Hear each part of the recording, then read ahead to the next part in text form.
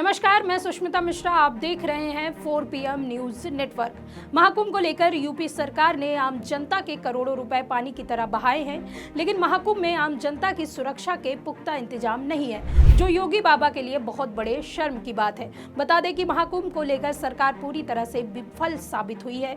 योगी बाबा और भाजपा के IT cell ने जनता के बीच खूब झूठ फैलाया है। महाकुंभ 144 साल बाद लगा, यह मुहूर्त अब दोबारा नहीं आएगा। योगी सरकार का झूठा प्रचार सुनकर देश की जनता प्रयागराज महाकुंभ में उमड़ पड़ी और सरकार की नाकाफी व्यवस्थाओं के चलते महाकुंभ में श्रद्धालुओं की भारी भीड़ उमड़ पड़ी। प्रशासन भीड़ को काबू करने में पूरी तरह से विफल हो गई और भगदड़ मच गई। भगदड़ में हजारों की तादाद में लोगों की जान चली गई, लेकिन सरकार अपनी नाकामी को छुपाने के लिए मौतों का सही आंकड़ा और गायब हुए सभी लोगों का आंकड़ा आज तक जारी नहीं कर पाई, जिसको देखते हुए इलाहाबाद हाईकोर्ट ने कड़ा रुख अपनाते हुए योगी सरकार की धज्जियां उड़ा दी है और इस मामले में जवाब दाखिल करने के लिए 4 दिन की मोहलत दी है। बता दें कि मंदिर मस्जिद खोलने वाले योगी बाबा महाकुंभ हादसे को लेकर बुरी तरह से फंस गए हैं। महाकुंभ हादसे पर जवाब देने के लिए सरकार के पास कोर्ट को देने के लिए कोई सबूत नहीं है। आपको बता दें कि इलाहाबाद हाई कोर्ट ने महाकुंभ में 29 जनवरी को हुई भगदड़ को लेकर यूपी सरकार से जवाब मांगा है। कोर्ट ने सरकार को 24 फरवरी तक की मोहलत दी है। कोर्ट में भगदड़ की जांच न्यायिका निगरानी में करने और घटना के बाद लापता लोगों का सही ब्यौरा देने की मांग को लेकर जनहित याचिका दायर की गई।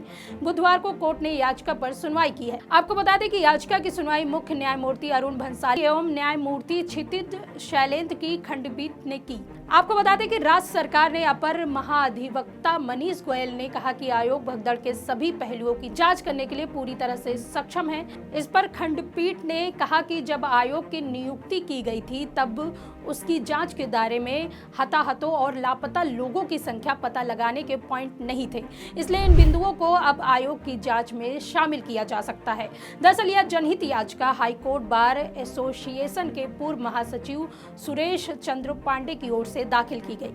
याचिका में महाकुंभ में भगदड़ के दौरान लापता एवं व्यक्तियों का विवरण एकत्र करने के लिए न्यायिका निगरानी समिति के गठन की मांग की गई थी। सुनवाई के दौरान अधिवक्ता सौरभ पांडे ने कहा कि कई मीडिया पोर्टल ने राज्य सरकार द्वारा आधिकारिक तौर पर बताई गई मौतों की संख्या पर सवाल उठाया है। एडवोकेट सौरभ पांडे ने विभिन्न समाचार पत्रों और एक प्रेस रिलीज का हवाला देते हुए कहा कि मृतकों के परिजनों को मृत प्रमाण पत्र प्राप्त करने के लिए इधर उधर भटकना पड़ा। बिना पोस्टमार्टम 15,000 रुपए देकर यह आश्वासन दिया गया और उन्हें मृत प्रमाण पत्र दिया जाए। वहीं अधिवक्ता ने बताया कि उनके पास एम्बुलेंस चलाने वाले लोगों के वीडियो हैं, जिन्होंने बताया कि वे कितने लोगों को अस्पताल ले गए थे। आधिकारिक बयान में सेक्टर 21 और महाकुंभ मेला के आसपास के अन्य इलाकों में हुई भगदड़ का उल्लेख नहीं किया गया।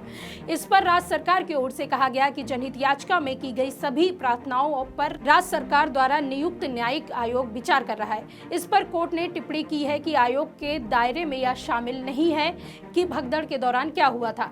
इसे देखते हुए जांच के दायरे को बढ़ाने की आवश्यकता प्रतीत होती है। आपको बता दें कि राज्य सरकार को यह संदेश देने को कहा गया है कि न्यायिक आयोग के संबंध में समान अधिसूचना जारी न की जाए और इसके बजाय संदर्भ की शर्त व्यापक रूप से निर्धारित की जाए। गौरतलब है कि महाकुंभ में भगदड़ संगम नोच के पास 29 जनवरी को आधी रात के बाद हुई थी और 30 लोग मारे गए थे। बता दें कि प्रदेश सरकार ने 29 जनवरी की भगदड़ की जांच के लिए इलाहाबाद उच्च न्यायालय के सेवानिवृत्त न्यायमूर्ति हर्ष कुमार की अध्यक्षता में 3 सदस्यीय न्यायिक आयोग का गठन किया। वहीं आयोग ने घटना के बारे में जानकारी देने के लिए लोगों को आमंत्रित किया। वहीं अब देखना होगा कि यूपी सरकार कोर्ट की बात मानकर 4 दिन के भीतर जवाब दाखिल करती है या तो आने वाला वक्त ही तय करेगा। इस खबर में फिलहाल इतना ही। ऐसी ही तमाम राजनीतिक खबरों के लिए बने रहिए 4 PM न्यूज नेटवर्क पे। मैं सुष्मिता, नमस्कार।